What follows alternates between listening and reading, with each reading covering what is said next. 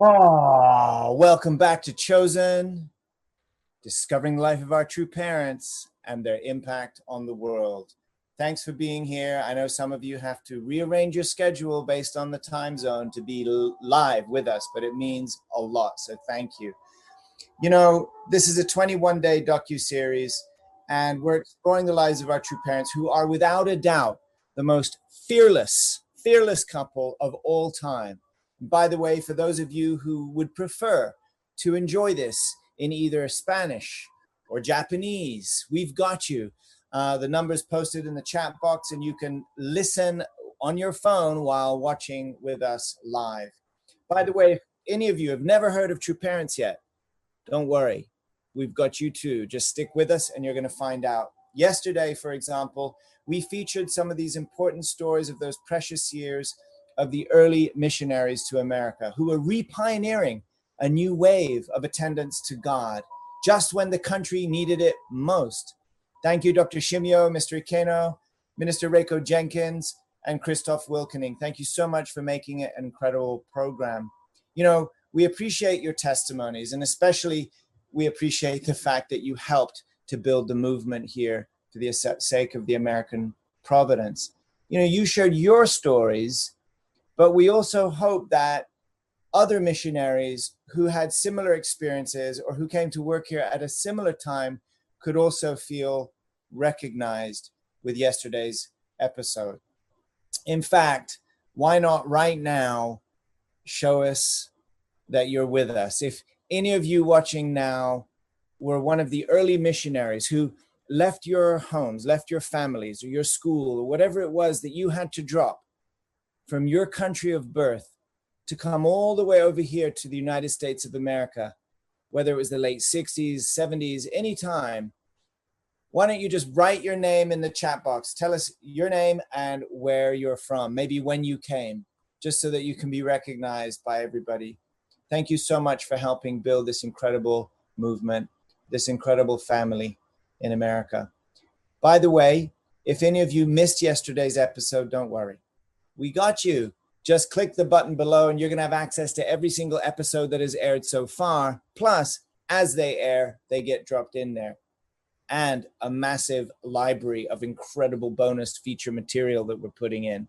So it's worth clicking that button below. In the meantime, it's time for our featured story.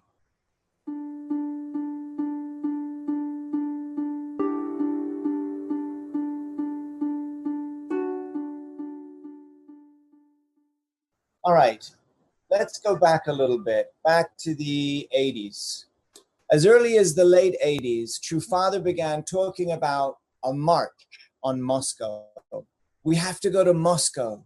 You know, Father often enjoyed playing with the English language, and he recognized that Moscow sounds a bit like must go. And so he said, must go to Moscow. Our church band, Sunburst, picked up on that and wrote a song. You may have guessed it, must go to Moscow. It wasn't difficult because Father had already written the hook for them. Thank you, Father. But in fact, True Parents had been sending people to the Soviet Union and all throughout the Iron Curtain countries of the USSR since the end of the 1960s. Can you believe that? Why? Nobody even knew. Those were the now famous butterfly missionaries, who were mostly from Germany and Austria. Thank you, brothers and sisters. Long before just about anyone was even thinking about it, True Parents were working through many avenues to reach the hearts and minds of people held captive by the Soviet state. They started many efforts, including educational, like Victory Over Communism and Causa. They organized fact-finding trips of journalists and expert historians to interact with the Soviet media and officials. This was all going on unbeknownst to the world, unbeknownst to most of our members at the time. And as I think you'll find out in today's episode, even many of those who were engaged in these tours and these visits didn't actually know exactly what they were doing, or rather, why. But through this episode, I think you will find God, Father, and mother, the ultimate mastermind, at work, conducting an orchestrated symphony of works to unlock the Iron Curtain and draw it wide open. True parents always knew better, sooner or later, that they must go to Moscow. So moments ago, we met with Dr. Tom Ward and Reverend Jack Corley to tell the story. Today's feature, guess if you know what it's called. Type it in if you can guess it. Today's feature is simply called Must Go to Moscow. Please enjoy. Thank you. 이런 냄새와 더불어 이제 우리가 전진하는 그러한 결의의 목표는 뭐냐면 이제 공산 모스크바에 있어서 세계적 대회를 하는 날이 남아있다 이거예요. So then, from this time we solemnly declare we have an additional goal, another step to go. That its next goal is indeed the Moscow.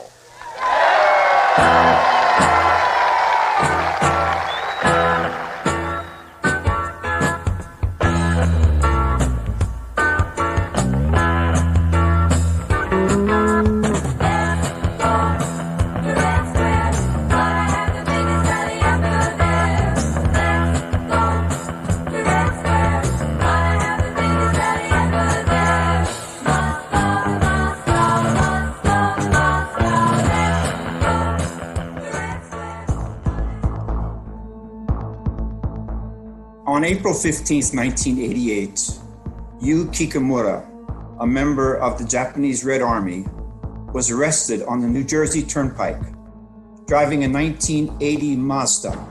And inside that Mazda, there were 3 highly sophisticated anti-personnel bombs. FBI officials contacted Unification Church and those who were working closely with Reverend Moon in a very short period of time to inform them that Kikamura had a list of targets, individuals that he planned to attack. And one of the people who was on that list was Reverend Sun Myung Moon.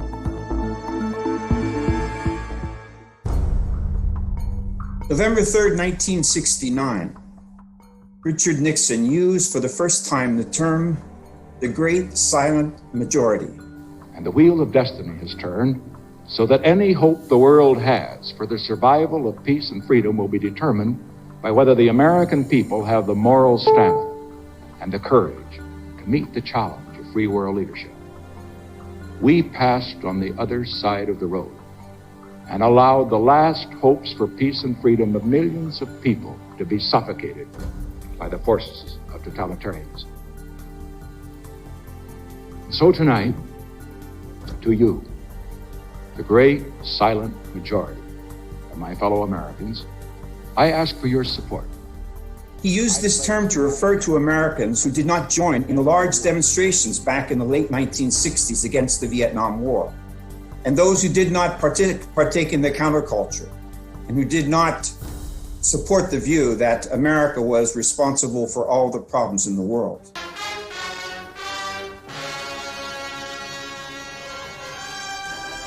Thousands of demonstrators opposed to the Vietnam War assembled in the nation's capital for a mass protest. Nixon contrasted the great silent majority with a highly vocal minority. That highly vocal minority was against the war in Vietnam. They looked at America through the prism of its history of slavery, through the prism of its discrimination against minorities, and its support of repressive governments in Vietnam, Africa, and Latin America, because such governments were anti-communist. The highly vocal minority denounced Christianity as a tool of oppression. They proclaimed their commitment to a sexual revolution, and they resorted to hallucinatory drugs, including LSD. Because of the highly vocal minority, Dr. Pak, the president of Cause International, founded by the Reverend Sun Myung Moon, liked to say that the war in Vietnam was not lost on the battlefield in Vietnam. It was lost because of the highly vocal minority in Washington, D.C. Vietnam fell in 1975, and by 1979, the communist world had turned its attention to Central America. No country today, including the United States of America, is immune to communist takeover. Indeed, revolutionary fires are burning all over the world, including the very backyard of the United States. And they applauded the Sandinista Revolution, a direct attack upon Yankee imperialism. They called also upon the United States to engage in a gesture of goodwill of unilateral disarmament of its nuclear arsenal. The plan of the Soviets to go from Vietnam to Nicaragua, and then to go from Nicaragua to Central America, and to go from Central America to Mexico. Why?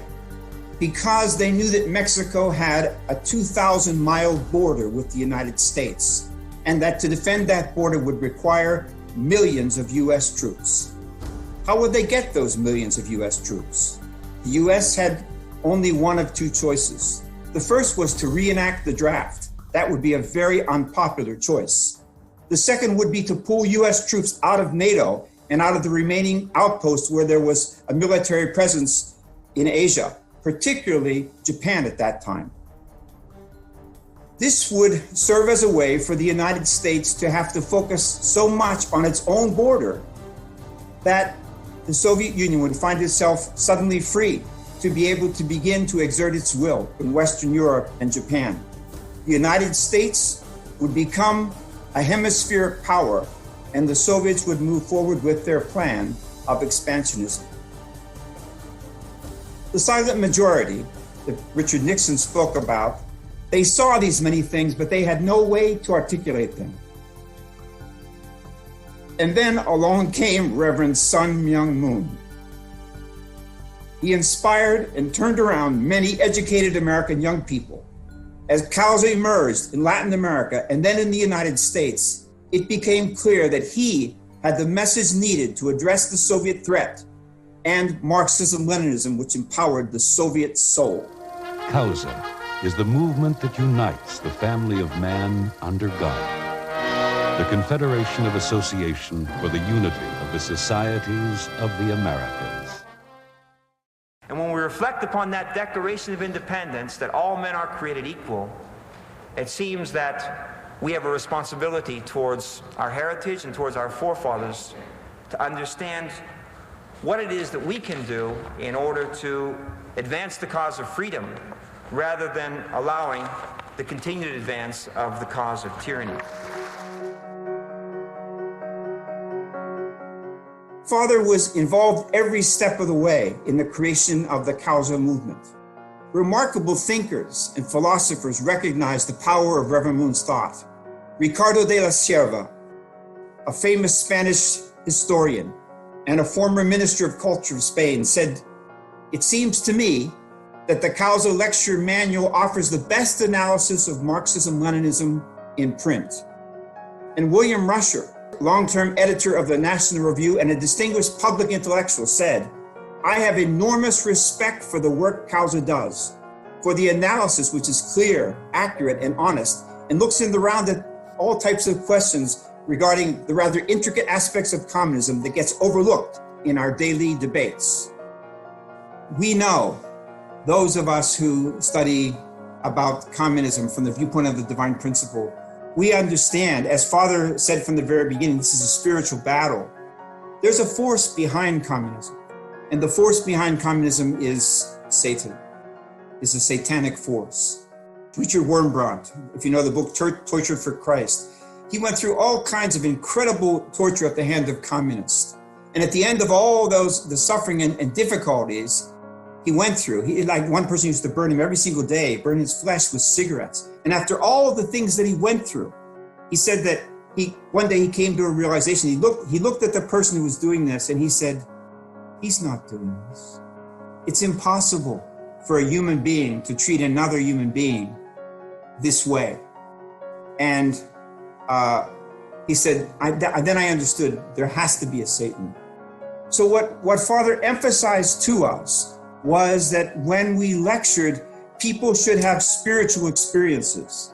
Not just that they would sit and take notes and have some kind of a cognitive appreciation of the great work that Father had done in terms of dealing with the problem of Marxism-Leninism. They should have spiritual experiences. So I still remember, like, the very first time that we met with Father. That was December 7th, 1980. And we met with him at East Garden. And Father spoke to us during that period of time, and he just really emphasized several things. He said, first of all, you just have to be spiritually prepared. You just have to pray, and people have to have spiritual experiences based upon this very strong prayer.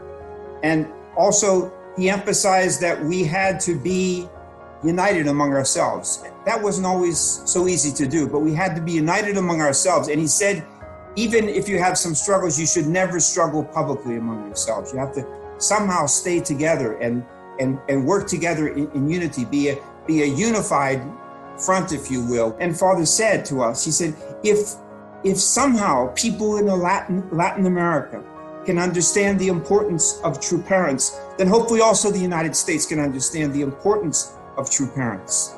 So these things were things that were in our mind, in our heart, in our prayer. We want this to be a seminar that can be a great success, that people can be so moved and touched that they'll testify, and that finally America can also be able to understand how privileged we've been to have true parents here all of this time.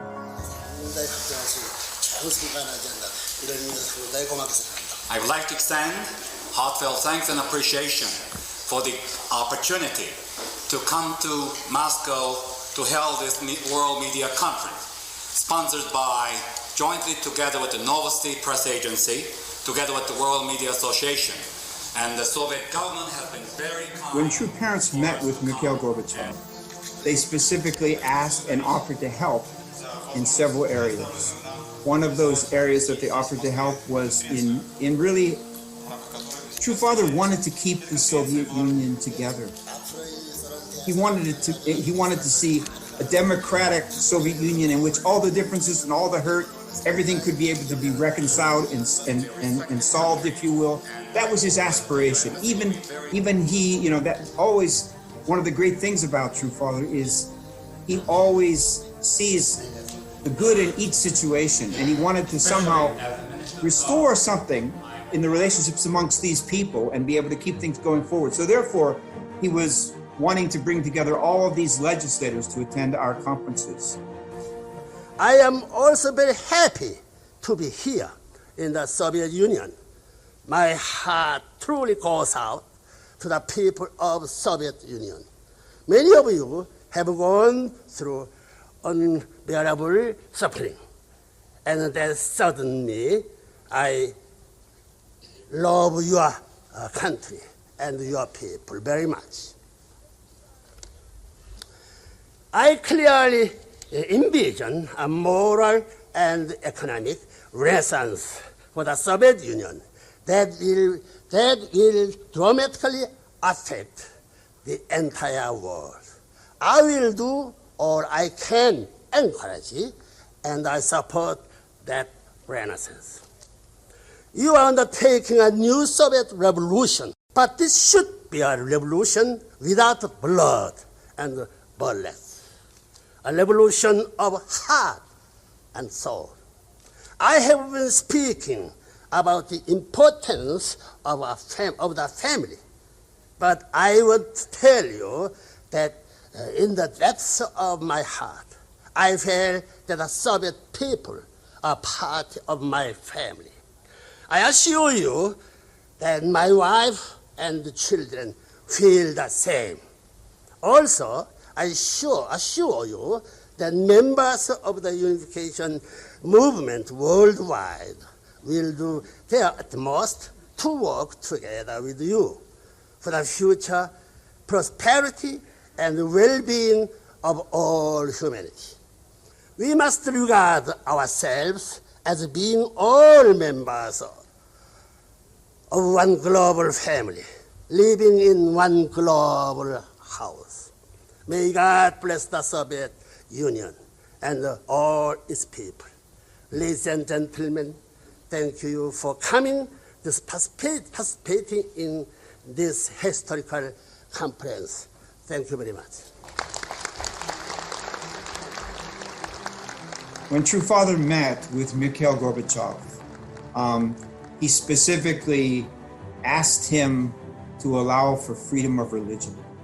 He said, you need to have freedom of religion. If you don't have religion in this country, then it will not be possible for Russia to become all that it can be and supposed to be. You need to allow that to happen. So Father really encouraged President Gorbachev to allow for that. And that's what happened.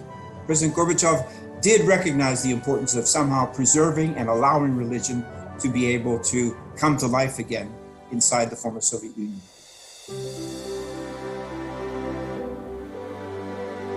Father assigned Dr. Junho Suk, who was then CARP leader of the United States, to go to Russia, to go to the Soviet Union with some of his staff, and to invite Soviet students and professors to special courses in the United States. And they interviewed in various universities in Moscow and I believe also in St. Petersburg, many students who could understand English, since we had nobody at that time who could teach in Russian. And they were selected to come to America beginning in July of 1990. And for that July and August of 1990, about 200 students and some professors attended Divine Principle seminar in UTS in Barrytown, and also visited New York. They also visited Washington during the Washington Times. And they were given an opportunity to, first of all, hear the vision of a new world and a new value system coming from true parents, and also to see a liberal democracy in action. We did not, at that time, just promote that America is the ideal and liberal democracy is the answer to everything, because we also talked to them frankly about the problems and the challenges that liberal democracies face. But at the same time, we gave them a vision based on principle of how things can truly become better. And then, of course, they returned back home, I'm sure, and were amazed by their experience. For practically all of their students, it was their first ever opportunity to travel abroad anywhere. And for many of them at that time, it was a dream to travel to the United States. And I was working with that program at that time, and I was one of the lecturers in these programs. And it was just amazing to see their response. And I came to understand that actually Soviet mentality, despite its officially atheistic teaching, actually people in that region of the world are more spiritual than many Western people. We were in the West, pursuing a very materialistic lifestyle, whereas in the Soviet Union, which promised the ideal materialistic society, ended up being impoverished but more spiritual. And so the young people were asking very profound questions about the principle, about life in general, about life after death. And it was very impressive to us who were working on the program at that time. When Father saw the results of the first 2 months of those, actually there was, I think, just 2 programs. They were about 10 days long and included, as I say, visits to UTS, New York, and Washington. He was so impressed by the response of the students and the professors that he suggested, okay, bring 3,000 students on this program. And over the next year, under the leadership of Dr. Junho Suk, we did, in fact, do that. We brought that amount of students and professors, and we increased each group from 100 to 200, and increased the numbers of groups to 2 per month. So over a year or so, we were able to achieve what the true parents had asked. And again, as they returned back to Moscow or St. Petersburg or some other area of the Soviet Union from where they came, they were just very inspired and wanted to continue studying principle. And so when we began the programs in our centers as they developed in those countries.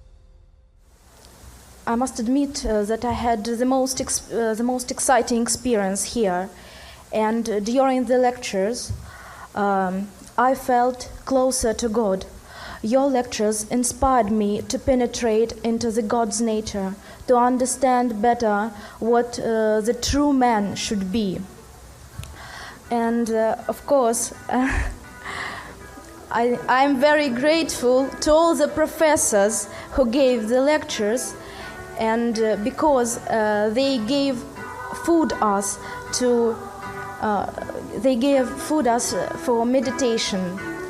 And I'm especially grateful to Reverend Moon, because he was that very man that people needed, and his own ideas were his own revelation, but they gave impetus to understand God's nature, to understand human nature.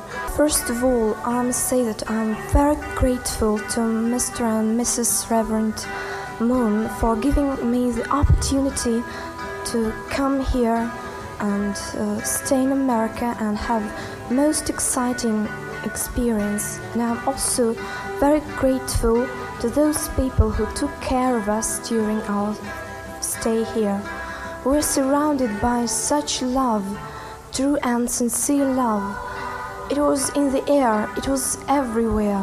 In these lectures, I found answers to many questions which were in my mind long ago.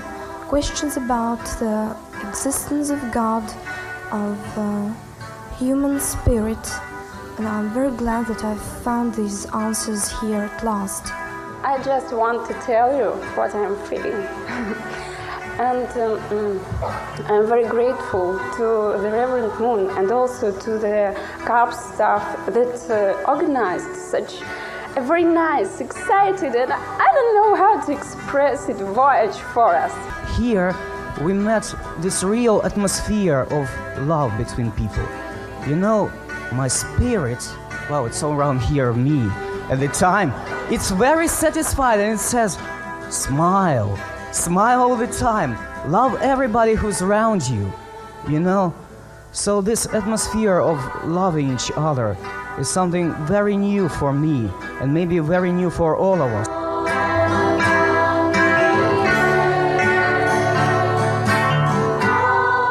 Many of those people, they were young people who had a vision, and it's our understanding, we're told that several of the people that stood up on the tanks at the time of the attempt to somehow stop the Soviet coup, which was designed to bring hardliners back to power in August of 1990. Those people that stood up, many of those young people, they actually had come to America and had had a chance to meet our church, meet true parents, and also learn about the United States and the importance of democratic institutions. So this was a very important contribution that was made by true parents, and somehow True Father must have felt that when he sat before Gorbachev and said, please send your young people, please send your governmental figures. He knew that there needed to be a strong foundation for those things to be able to somehow preserve the aspiration of democracy inside of the former Soviet Union and inside the 15 republics of what was the Soviet Union.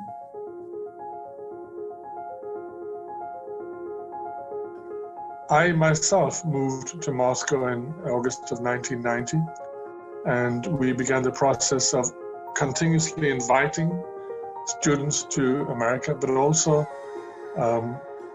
following up with those who were there through lecturing in their universities. We lectured in Moscow State University, the most prestigious university in the Soviet Union at that time, and many other universities and institutes throughout Russia and other Soviet republics, at the invitation of the university authorities. And this became the foundation upon which we began to develop our movement.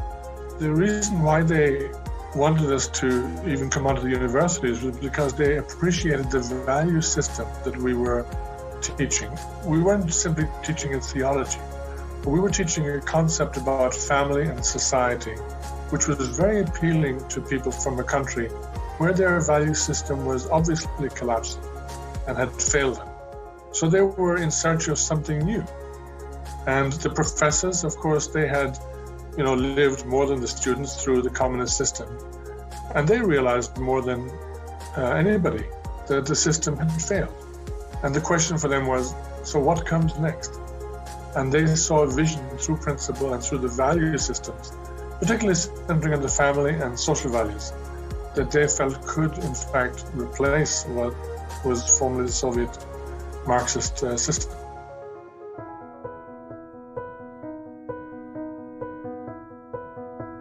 The academic community through the university, that's how our work began. We were visiting universities, talking to the directors of universities. We were dealing with professors, and later we were also dealing with high school area of education. And I myself worked directly with the Vice Minister of Education of the Russian Federation. They began to ask us, we like your ideals, but as in most countries, you cannot preach any one particular brand of religion in the school system. And but we would like if you could formulate the values that you believe in into a format which can be used in the education system. We sat down basically and began to think about how can we prepare a series of books for different age groups of children, from the ages of approximately 7 to 17, and how to guide them or how to help them develop their character, going from being a young primary school student to becoming a young adult and thinking about marriage. And what are all the steps in between in terms of the development of their character? Russia is a huge country. It's 11 time zones. So we divided the country into East and West. And then from all 83 regions, we invited up to 20 representatives to attend programs in the Crimea, which at that time was, of course, part of Ukraine. And also we invited Ukrainian educators at the same time. So about 2,000 educational leaders from all different levels and from all regions of Russia and Ukraine participated in about a 2-week period in a series of workshops where we were introducing the basic concept of character education.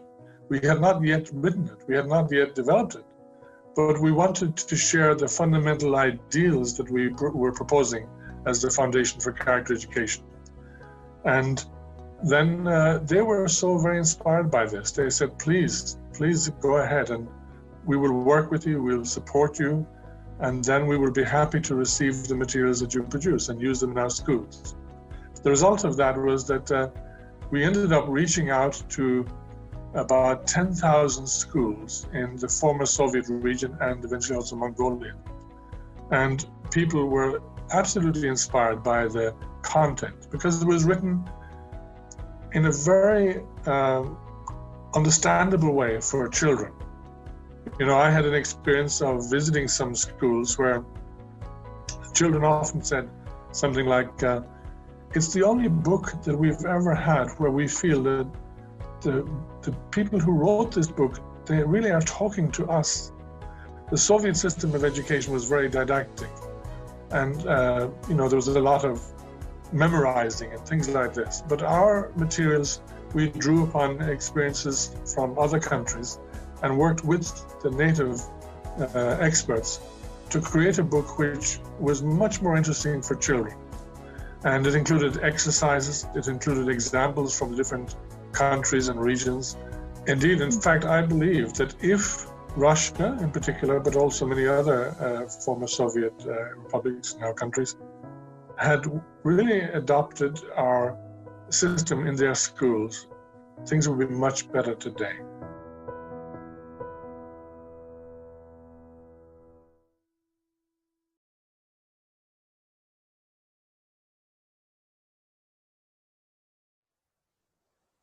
Wow, thank you, Dr. Tom Ward and Reverend Jack Corley. That was super, super informative. I think this gave us all an incredible context for the work that True Parents were leading at that time. Thank you both very much for coming on. And of course, thank you even more so for all of the incredible work that you were doing and still continue to do to support the Providence. Quick reminder for those of you watching live, I know many of you are already using the chat box. The best use of it, aside from asking us to turn down the music or turn up the music, is to show some love and appreciation for our main contributors who are here to share the story only because they were there with true parents to make the story. That's what's so incredible. So definitely chat your love in the chat box, and you may even make the special feature comment section at the end. Woohoo. In the meantime, to go deeper into this particular story of Moscow to Moscow, let's get ready to welcome a very special guest.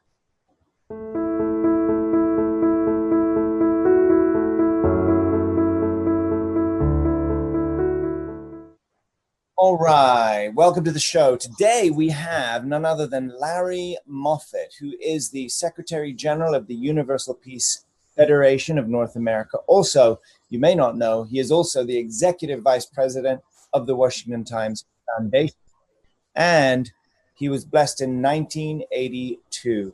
Larry is, by the way, also one of our lead producers on this 21-day docu-series. Larry, great to see you trying to come on this side of the camera. Hi. There it is. I'm new to technology. Sorry. This is the first time our producer is this side of the camera, so we can cut you some slack, no trouble. Thank you. Larry, how you doing? Pretty good. Hey, it's a great program. Loving it. Wonderful, wonderful story. So you're going to add to that, right? Well, hopefully. So Larry is one of the people who was there in the midst of all of this. So I know you took many trips to the Soviet Union with a U.S. media team, like an embedded media team. This was all under Father's clear direction, but in fact, he didn't really give you the specifics, right? He didn't really tell you exactly kind of why you were going or what you were doing. All you knew is you needed to go there and follow Father's direction, and it was supposed to be regular, right? Regular visits. Yes. We went in 82. Well, we went in 82, yeah, 83, and then again in 86. But when there's a gap, right? So I heard you missed some years. So what happened? Why did you miss a few years, and what happened when Father found out?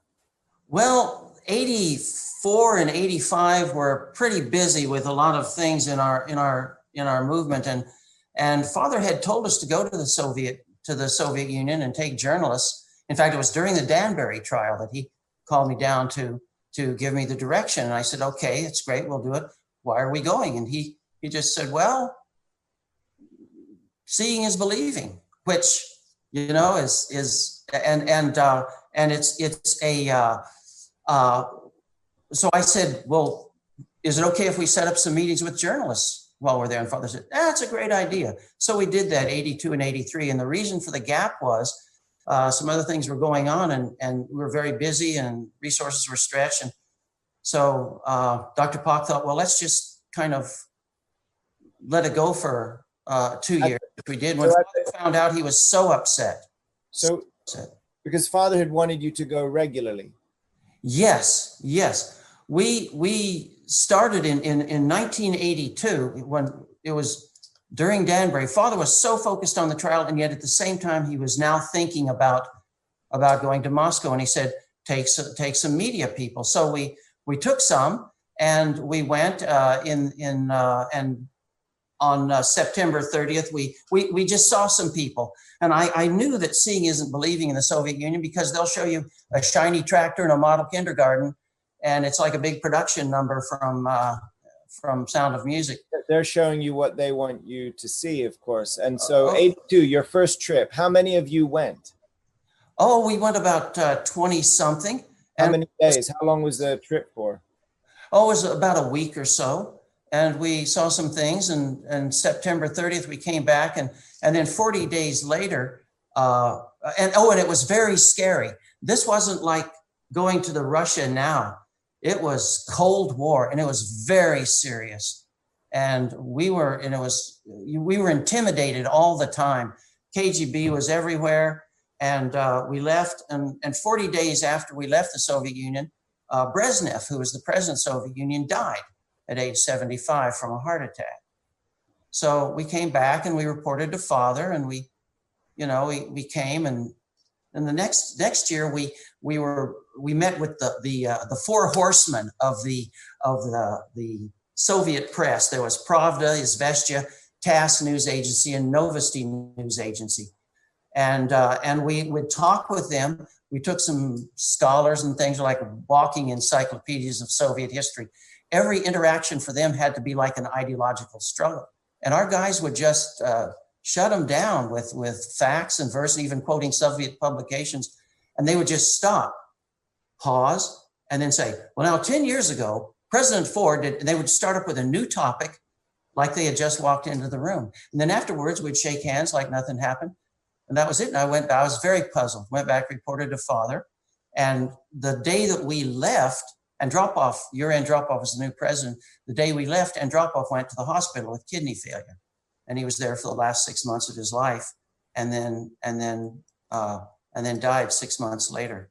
So so I want to understand the timeline. You went once in 1982, and then you go again in 1983, and you come back each time you report to Father.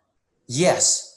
Did you notice, even in the span of the first two visits, were they warming up to you?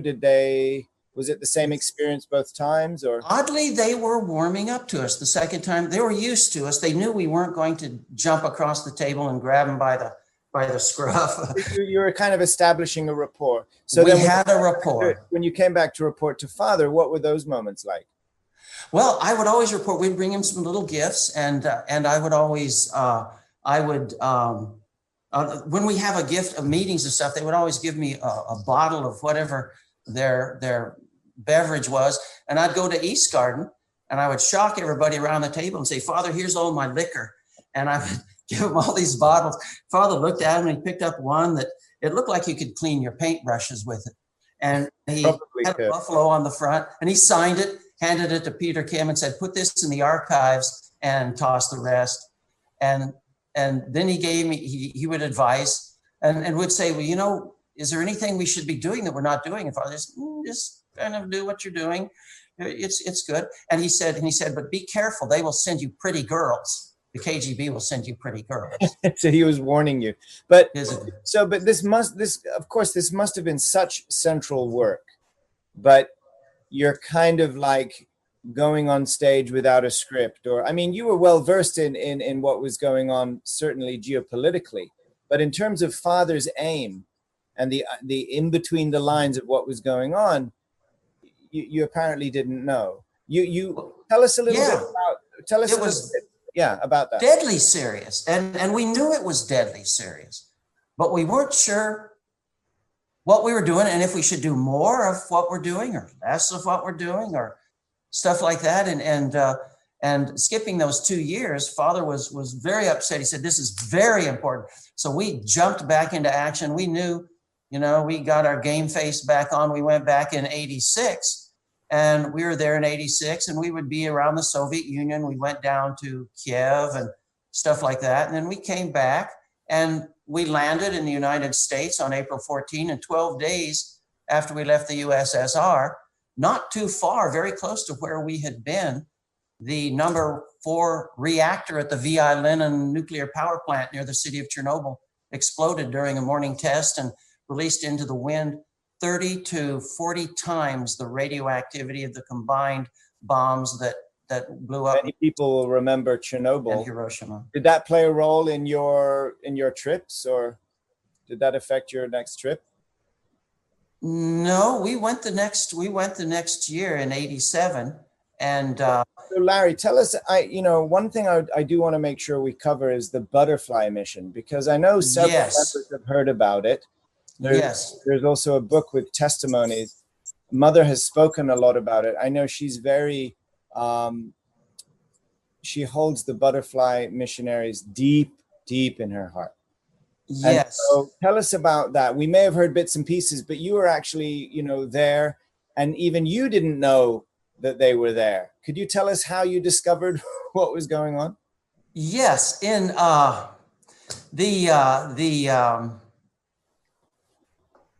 we were preparing the media conference in 1989, and we didn't even know about the butterflies. They knew about us. They kept to themselves. They knew what we were doing, saw what we were doing, but they kept to themselves. Peter Latstatter, an Austrian, knocked on our door. But wait, by the way, for everybody that thinks we're talking about butterfly farming, we're talking about underground missionaries, as we saw in the video, who were there as early as the 60s without anybody knowing. And while we had these American teams of fact-finding, media conference, all this was going on regularly, and with Larry and others, and you guys had never heard of them, never met them. So it's 1989, you get a knock on the door. You're in Russia, right? There had been rumors that people said, oh, Father's working underground in the USSR. We never heard anything about it. And Peter knocked on our door, introduced himself, and said he was with the butterfly team. And he explained and that's how we found out about them. We were profoundly humbled. Yeah. The awareness of what they were doing. At our level, it was difficult doing what we did, but it was there you were packing order higher of more difficult. I can imagine you there, Larry, packing your bags for another, death-defying trip to the USSR. You're a loyal son, fact-finding mission, meet the media out there. You come back, you survive, you go again, you come back, you show some gifts to Father. He's kind of nonchalant about it. Obviously, he's serious about it. You go back again. And with all of this going on, I know what it's like. You think you have to think that you might not come back alive. And then when Peter knocks on the door and you find out that for several years, several German and Austrian brothers have been there and sisters there working truly at the risk of their lives. And how did it make you feel when you realized that had been going on? Well, we knew from our experience, our minor experience, we got a sense of what they were going through. And we found out that Marie Zivna had died at age 24 in Czechoslovakia when she was imprisoned. She died on April 11, 1974. That was the 14th anniversary of True Father's anniversary. And we found out about them, and I told myself I wasn't going to do this. Okay, hang on. All right. Anyway, it was a profound experience. It was a profound experience. Peter took us around. He showed us things that we never knew about. He spoke perfect Russian. When they went into the Soviet Union, when we went into the Soviet Union and they would frisk us and do all kinds of stuff, they never asked us if we had any drugs or guns. They would only ask us if we had any books or papers, because they were only afraid of ideas. So when they went into the Soviet Union, they would set a box of Divine Principle books in Russian on a box on the seat beside them with the box open. So it's not smuggling. It's just sitting on the seat. They had to go in like that. Wow. This fine line, and they were getting all kinds of members and then attracting the attention of the police. And it was.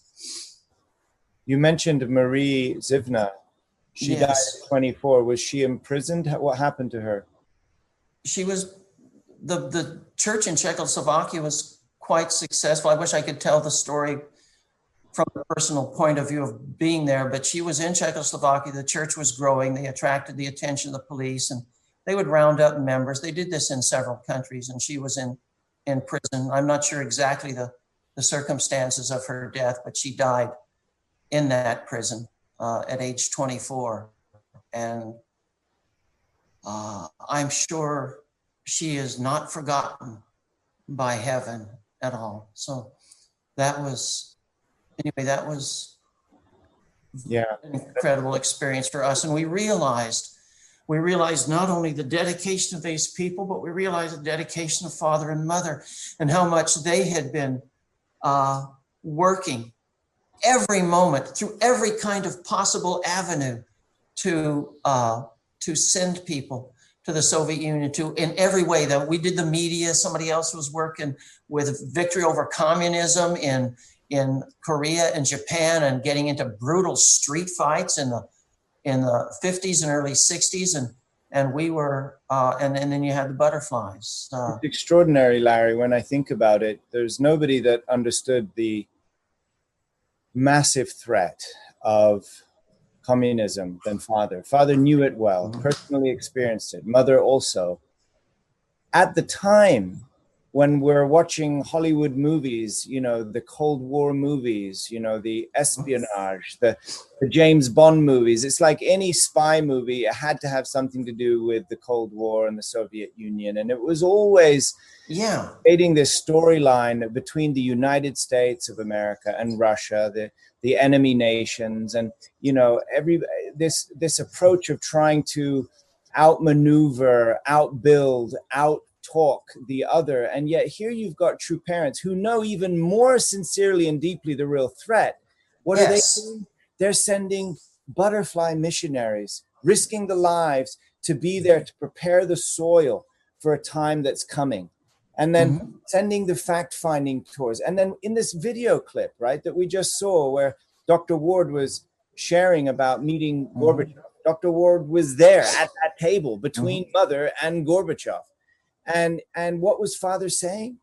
Father was talking about loving and keeping the union intact, loving the people, building, you know, not just replicating what America has done, but really loving the people, bringing God back. To bring God back. It wasn't some big geopolitical espionage maneuver. All Father wanted to do, right, was bring God back. I heard, Larry, that Father was once asked to be interviewed by one of the journalists that you. Yes. And what did he do? He was invited to be interviewed. What happened? Well, let me first tell you how the journalists fell in love with Father. They came to the media conference in Washington. We did this exchange, and they came to the media conference in Washington. And after that, Father said, I want you to see the United States. So we asked Tomiko, Duggan, and myself to take them around the United States, and went to New York, Washington. We went to Kalispell, Montana, where they stayed in people's houses. And the people of the town gave them cowboy shirts and these cowboy hats. And we took them on a midnight train from Kalispell to Seattle.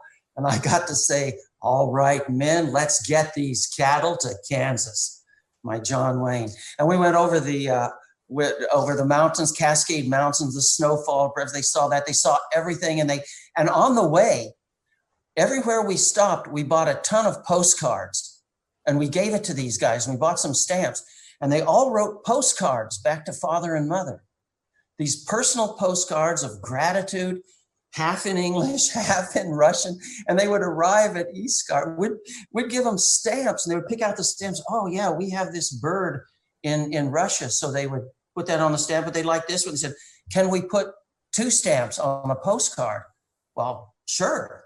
This is America. Man, they put 2 stamps on.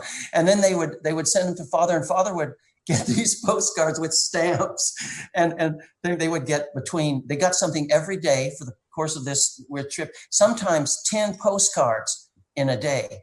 And they would read them at night at dinner and go over them every night. And so there was this exchange, and they're really, really charmed. Oh, they were smitten. They had never done an interview with Father. They had never done an interview with Father, and they approached it hesitantly because I told them, Father hasn't given an interview in 14 years. The last time was in 76, just before Washington Monument or Yankee Stadium. What did he say? What did he say, Larry? What did Father say? Oh, Father said, you know, he said, I'm famous for being an anti-communist, but I want you to know I've never disliked I've never disliked your country. I have only loved your country. And he said, I want your country to have a relation. I want there to be God in people's lives. And he said, I want people to be happy. And I want you to know we love your country. But before he gave an interview, when they first asked him, he said, no, but I want you to interview Mother.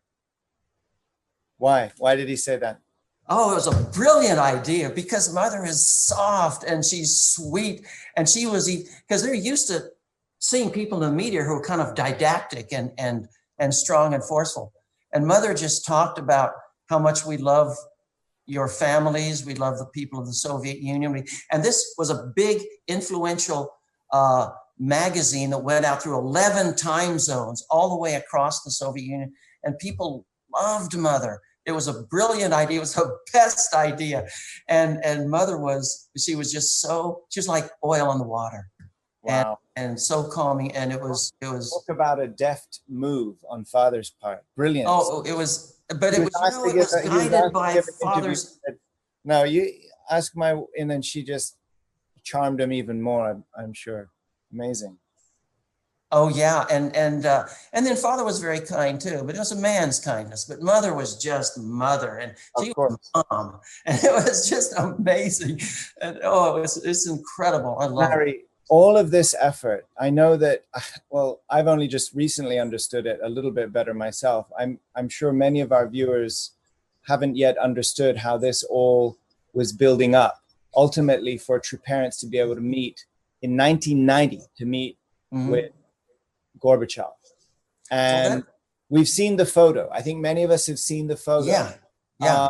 But could you describe, based on all of this work, you've got the butterfly mission coming from this, you've got the fact-finding tours coming over here, the developing rapport between the media in Russia and Father and Mother. And now finally, built on all of this, Father gets to meet Gorbachev together with True Mother. So on your understanding, could you describe what was the significance of that meeting? Well, the significance, Father has this timetable, that we came to understand. I mean, we always knew Father had a timetable. We just couldn't figure out what it was. But he had to meet Gorbachev. He had to meet President Gorbachev before meeting Kim Il-sung. And he had to meet him, and within a certain amount of time after meeting Gorbachev, he then had to meet Kim Il-sung, and he met Gorbachev in April of 1990, and he met Kim Il-sung in December of 1991. And the reason he was able to meet Gorbachev was, I think, a result of the 1987 fact-finding trip. There was this guy named Valentin Fallon, who was the head of Novosti Press Agency, very anti-West, anti-us. The glasnost and the reforms were going badly, and the tension was so high, and the Star Wars initiative, and it was very hostile, very hostile. But at the end, we suggested a meeting, maybe an exchange. But by that next year, after we left, Valentin Fallon was fired from Novosti Press Agency and was replaced by another gentleman who was a friendly to the West, veteran journalist, and a longtime friend of President Gorbachev. And we already had a relationship with Novosti Press Agency. Wow. So, so it just, but it just fell into place. It was just, it was the fingerprints of God everywhere. And just Larry, we're running out of time, but I know that I want to talk more. I know. Well, then we have to make another 21 docuseries. But you've actually written a book or two, right, on the subject. Would you like to tell everybody the titles? Oh, the title of my book. Oh, I didn't bring it with me to plug. Well, you can tell us the title. You can't remember the title? Yes. Here's my book. There it is. Yay. Searching for San Viejo, Notes to My Younger Self. And it's a book of essays, and it has the Russia Chronicles in there. And see that little bee over my shoulder? I know who that is. That's Honey Nim. That's my wife. That's what I call her. Oh, she's going to kill me when I go That's home. a great way of getting your wife in the show. I know. I didn't know. That's the end of me. That is the end of me. Anyway, it's on Amazon. Can I tell them it's on Amazon? Yeah, of course. Yeah, you can. It's on Amazon. Post the link in the live chat so everybody can get it. Larry, you've been awesome. I know you are one of our master storytellers. Not only have you been helping us behind the scenes create this docuseries, thank you for coming on this side of the camera. Come on, guys, show him some love. I know you've already been doing so, but give him some more love here. And buy his book. I was so nervous coming on today. Buy his book. If you've bought Mother's book, you can buy Larry's book. If you haven't yet bought Mother's book. Oh, buy Mother's book first. Buy Mother's book first. Spend your book money on Mother's book. With that, stay safe, Larry. I'll be seeing you, of course, in a few minutes after the show. See you in the debrief. See you in the debrief. And now to wrap up the program, let's go to some of them awesome, juicy featured comments from you, our live studio audience.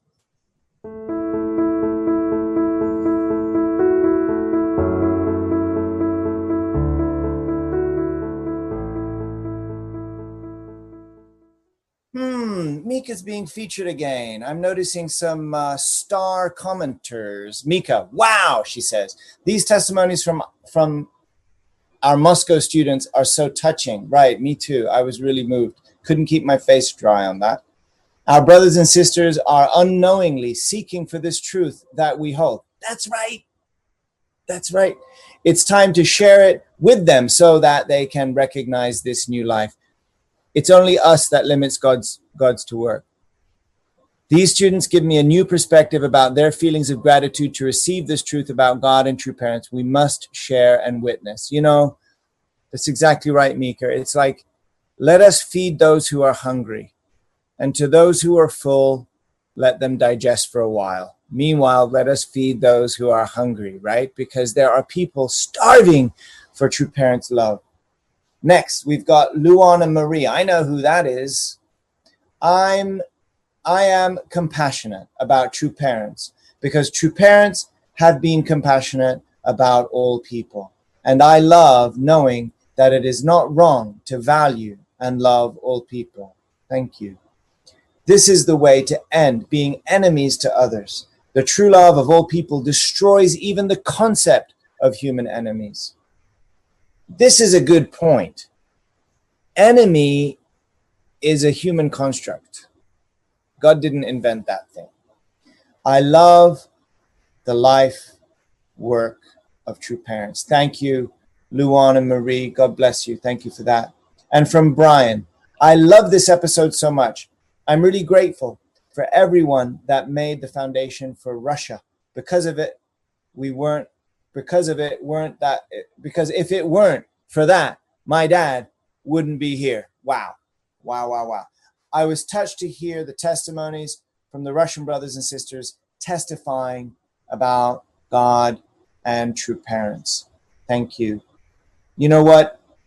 If there are any who actually are here in America from the Russian mission, from Russia, why don't you chat right now and let's get that in before the end of the show. Any of you who came from that wave or knew someone that came from that wave, I'd love to hear from you also.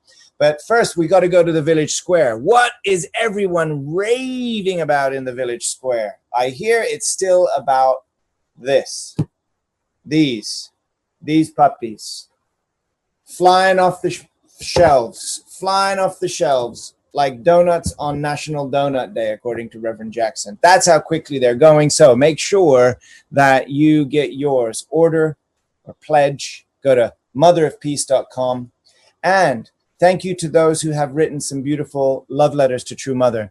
Some of them are really beautiful. Some of them are even more beautiful.